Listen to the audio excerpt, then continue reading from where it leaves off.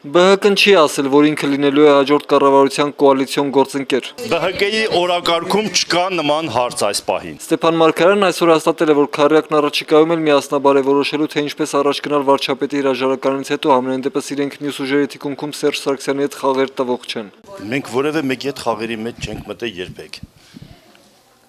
Եվ չենք մտնի խաղերի մեջ։ ԲՀԿ-ին մինչև հիմա ոչ ոք չի դիմել կոալիցիոն կառավարություն մտնելու հարցով, այնտեղ չգիտնել, որ իշխող կուսակցությունը մտադիր է կոալիցիոն կառավարություն ձևավորել։ Առայժմ հայտնի չէ, թե որը կլինի ԲՀԿ-ի վերաբերմունքը, եթե Սերժ Սարգսյանը համաձայնվի կյանքի կոչել նրանց ծրագրերը։ Մենք կորոշենք Քարյակով։ Քարյակի այսօրվա նիստը տևեց սովորականից երկար եւ այդպես էլ չավարտվեց, հայտնի է, որ քննարկումներն արդյունավետ են, համաձայնության դաշտը փորձում են լայնացնել, ասում է Լևոն Զուրաբյանը։ Կընդունվեն այնպիսի որոշումներ,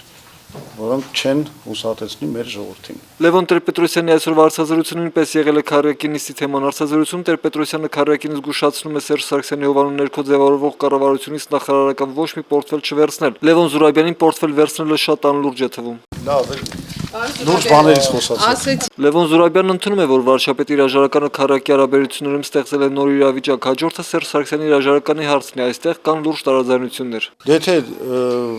լուրջ տարբերություններ չլինեին, մենք այսքան երկար չենք քննարկի։ Իդեպ ՀԱԿ-ի համար միևնույն է, թե ում կնշանակի վարչապետ Սերժ Սարգսյանը, Հովիկ Աբրահամյանին, թե մեկ ուրիշին, ՀԱԿ-ում Սերժ Սարգսյանի իշխանության ներքո ոչ մեկին էլ չեն ուզում տեսնել վարչապետի պաշտոնում։ Մենք նախ եւ առաջ ուզում ենք